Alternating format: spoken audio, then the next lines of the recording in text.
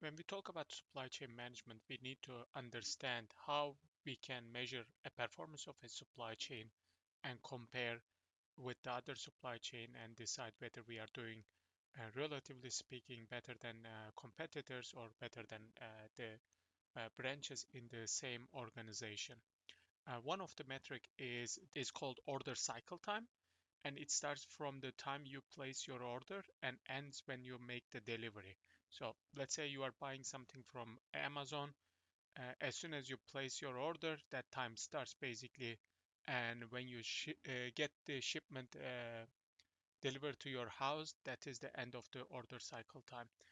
When we do order cycle time, usually there is a bimodal distribution, which means there are two modes in a distribution, and the idea is that when everything is according to plan, you observe a certain cycle time. And then the second mode is when the things do not go according to plan.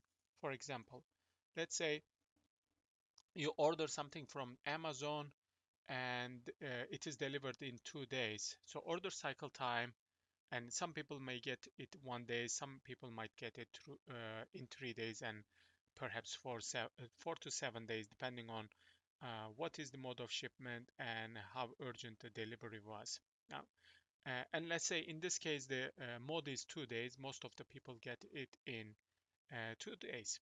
Now, this in the same scenario, let's say Amazon delivered a product which was damaged, right? Or you are going to open the shipment, realize that the product is damaged or it doesn't work. So you are going to go back to your Amazon website and fill the request that this product was damaged, so you want a new one, right? And the Amazon, being a good company, will ship another item, but that item will arrive, let's say, 3 days again. So your order cycle time goes from 2 to, let's say, 5, right? And it could be also possible that the item was also the last item that Amazon had it, so Amazon has to wait a shipment from its suppliers and then ship it to you. So suddenly you have this second distribution, which is basically, as I mentioned earlier, the scenario that something did not go according to the plan. So cycle time, right? Now, order cycle time is one, and of course there are other metrics that we could use to compare car companies. One of them is the product availability in terms of line items, and the other one is the same metrics but for the orders. It works as follows. Let's say I'm trying to measure the product availability percent line items. In this case, if I have, let's say, a demand of 10 for that product, but I have only 5 items available, then I can only satisfy 50% of the demand, or one out of two products. So, and then that is how we measure. Product availability line items cannot be greater than 100%, of course. So if the demand was 10, you had available items of 15, you are going to say 15 divided by 10 times 100, and the 100, and you are going to choose minimum of two numbers, 100 versus 15 divided by 10 times 100, right? The next one is the product availability orders. This time we are not looking at the item by item, but the list of items in order. For example, a customer may arrive and request three different items, item one, two, three. So you will consider this order completely fulfilled if you can sell all three items at the same time, right? Let's say the first customer arrives and you have enough product to sell all three items. The second customer arrives, it is asking for, or she is asking for only two variety items, and you can satisfy one of them, right? And then the third customer arrives and you have only one item out of 10 item list, right? In this case, you get a check for customer one because you were able to satisfy the demand completely. In the second customer case, because you were not able to sell the item 2, you get a 0, and then in the third customer case, you get a 0 as well. The end result is you fully able to satisfy only customer one, so your product availability percent orders will be 1 over 3 times 100 to make it a percentage, right? So that is the difference. Now, logistic activities are very important for the economy. And within the logistics, the highest categories are the transportation and inventory carrying cost. Transportation cost is moving product across the regions and time, and the inventory carrying cost is the storing product and making sure that it is available to the customer when they request it. And final category is the administration cost, and that's about 4%. And the idea behind is that to manage the transportation and inventory, you need to have people, and then there will be some paperwork and so forth. All those are your administrative cost. Now, these numbers are from 2005. Actually, they vary a little bit from year to year, but the general trend is kind of same. Transportation cost usually is between 60 to 65%, and these are US numbers. And then inventory cost is somewhere between 30 to 35, and whatever is left, usually it is 3 to 4.5% or so for the administrative cost, right? Now, in this logistics cost, there is a trade-off between inventory cost and transportation cost. What it means is that I can basically reduce one of the cost, but that reduction will increase the cost of the other one. For example, I can reduce the transportation cost, but that usually means a higher inventory carrying cost.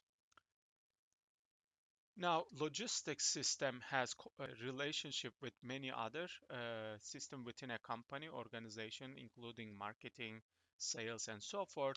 I'm just going to look at from the production perspective right now. In the production environment, there are two main types of production strategies. One of them called make to order, and the other one is make to stock. Make to order means you go basically get the customer demand first, and then make that product, right, and then deliver to the customer. In the make to stock environment, you basically make the product before the customer demand is realized and then sell it from the inventory. So when we go to HEB, Walmart, or any other store, we are basically dealing with a make to stock environment. But if you decide to have a custom made suite or a custom made house for yourself, in those cases, we are talking about a make to order environment. There are different levels in the logistics strategy when you are trying to come up with a strategy to manage your supply chain and the logistics activities. One of them is minimizing the cost. So we always like to minimize the cost, but usually minimizing cost comes with some additional constraints because if somebody says, I want to just minimize my cost as a business, minimum cost is zero when you close down your business. There is no business, there is no cost. So you need to think this minimizing cost in the along the lines of the supply chain definition we had to deliver the product to the right location, right time, and so forth with the minimum cost, right? We still want to satisfy customer demand and deliver it at the conditions they want and so forth. But while doing all those, we are trying to minimize our cost. Now, we would like to also reduce our investment cost, right? Money is usually not free. Even if you have enough money, then there is an opportunity cost. Instead of, like, let's say, buying product to sell, we could also invest that money in a stock market or interest account and so forth. So we would like to always minimize that investment amount as well. And if we can minimize, excuse me, if we can minimize our investment, that translates to a higher return on investment for the business, right? Finally, we would like to also maximize our customer service, right? This is also a little bit tricky to explain. Yes, ideally, we would like to have each and every customer to be satisfied. But the truth is, maximizing customer service level is not possible. We are talking about the statistically meaningful things, and if you let's say you are selling some item and your customer is satisfied if they can find the product in inventory when they come to the store, and unsatisfied if they cannot find it. In this scenario, what would happen? So as soon as even a single customer cannot find a product available, then you are basically not maximizing your customer service. If you would like to maximize it, then you need to assume that every person could be potentially a customer and keep inventory for it, right? So this conflicts with the earlier objectives that we have, minimizing the cost and investment. For that reason, you need to say the maximizing customer service is usually not a objective, but it's a constraint.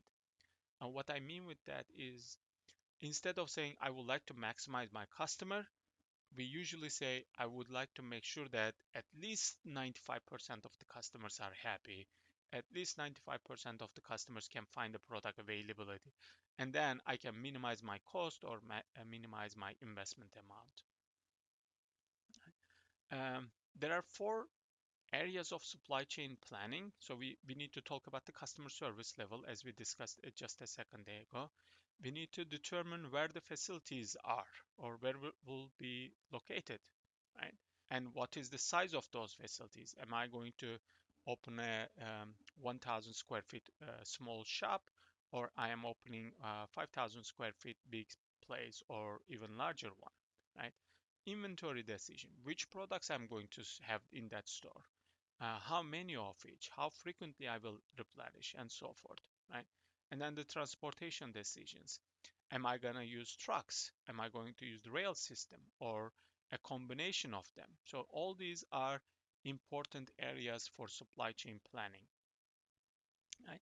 Now, when should we plan our supply chain? Of course, when you are building a business from the scratch, you have to go through all these, define what is your customer, or who is your customer, what is the expected service level for them, where are you going to build the business, what are you going to sell, how many you are going to buy, and so forth, and then how you are going to ship or transport products from your supplier's facility to your facility, and then from your facility to customer's location, right?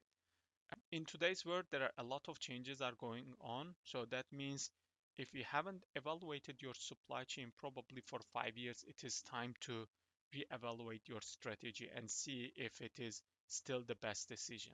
Yeah. We just discussed transportation cost being like 63 to 65% of the overall logistics cost. And in 5 years, for example, oil and gas prices could change drastically, right?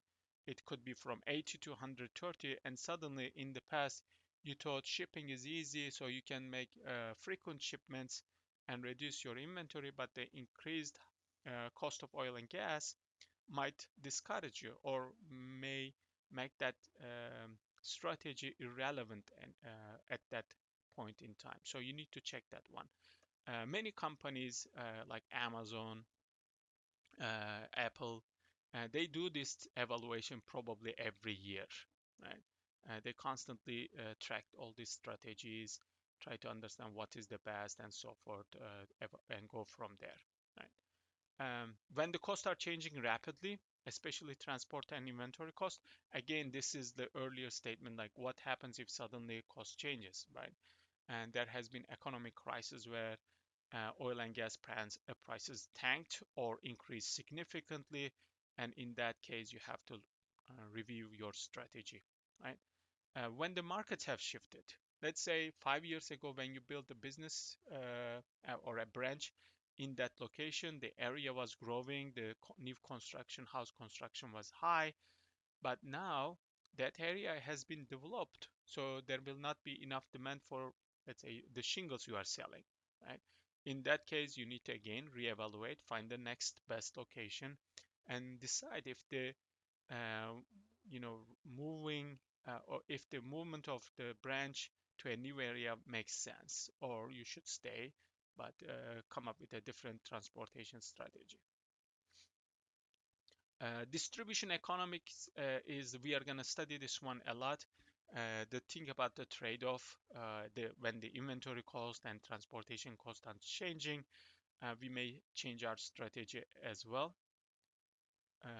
And then finally, there has been a major policy shift in logistics, such as in price, customer service, or investment level. Now, um, you may remember, like even a couple of years ago, you probably were okay to get a shipment from Amazon in 5 days or 3 days. Amazon brought that time to 2 days for Amazon Prime members. And as of this recording, Amazon is discussing to make next day delivery as a part of Prime membership.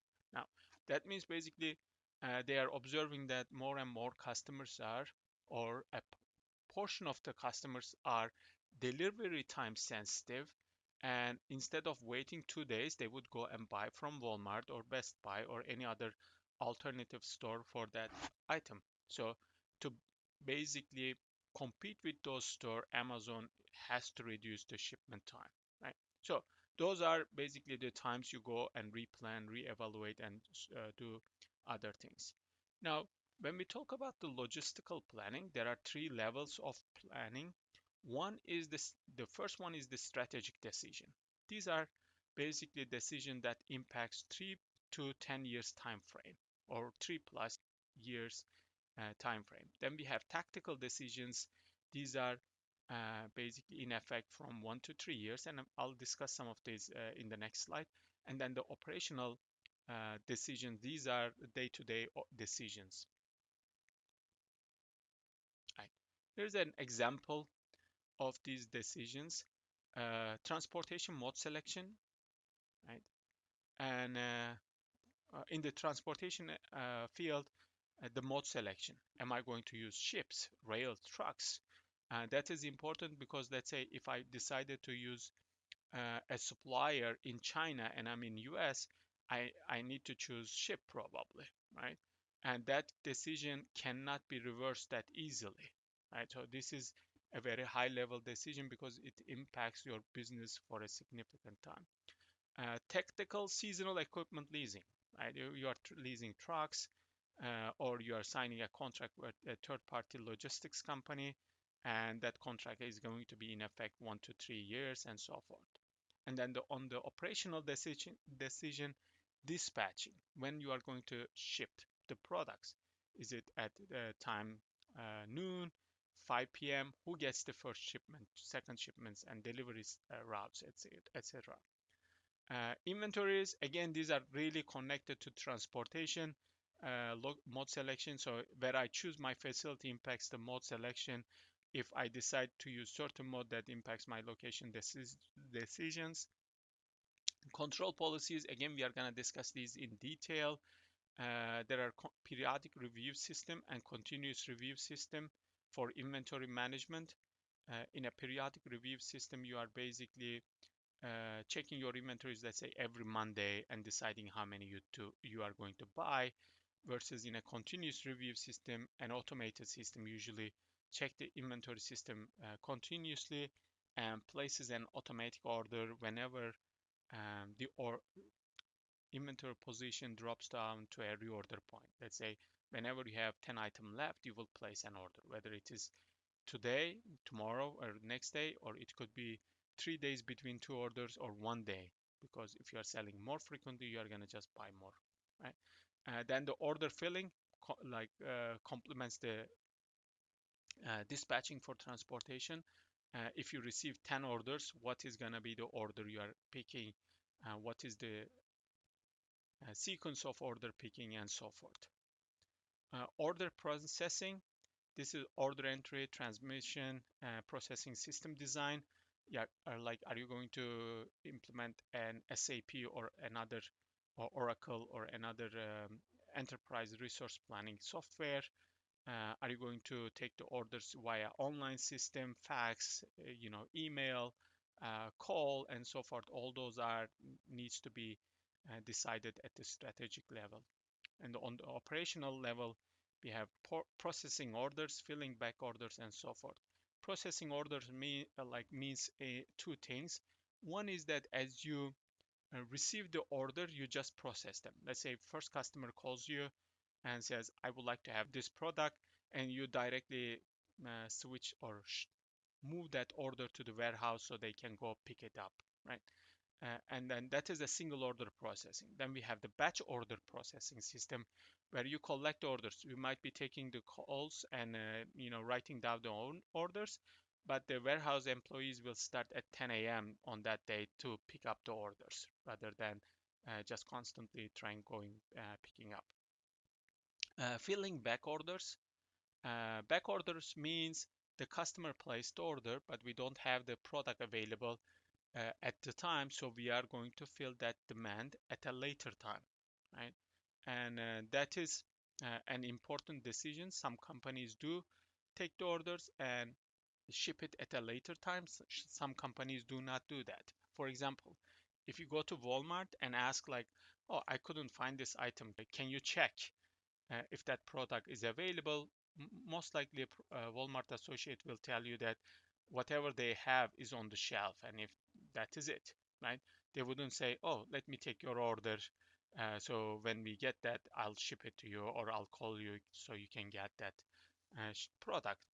In some other companies, though, they will take the back orders, right?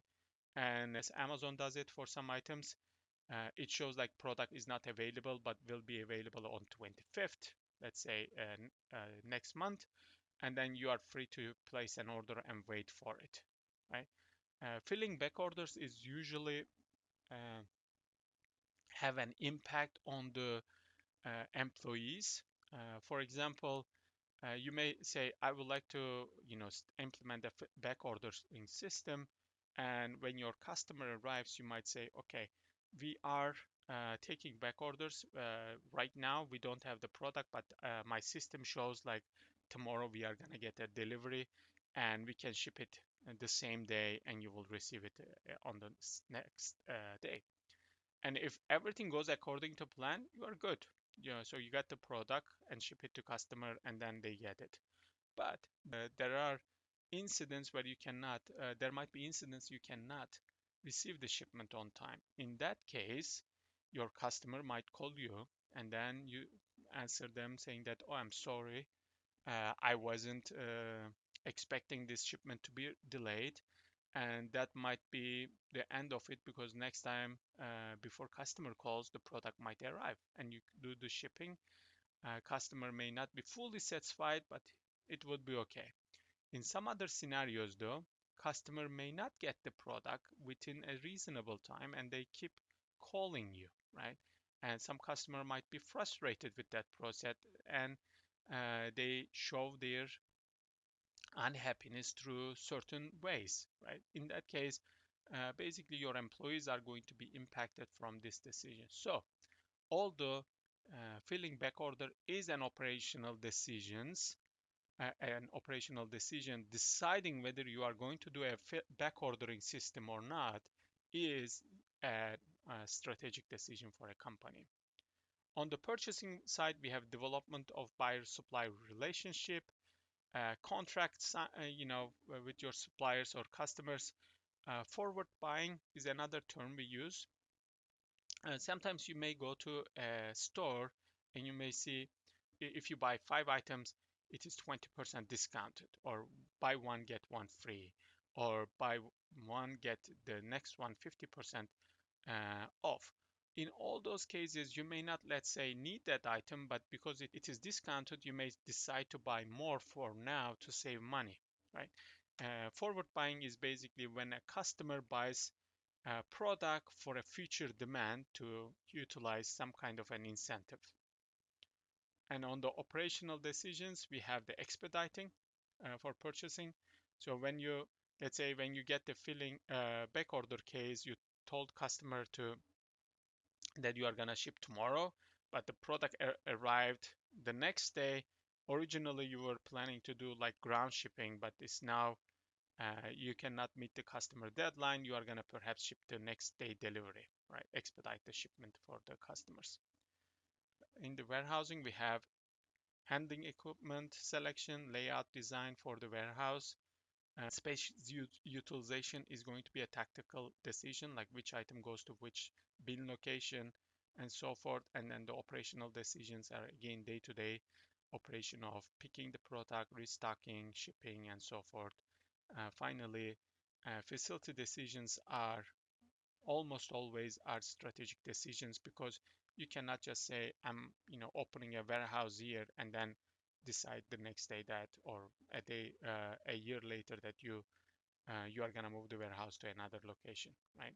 For these purposes, facility location decisions are mostly strategic decisions. You need to decide the number, size, and location of, let's say, warehouses or branches.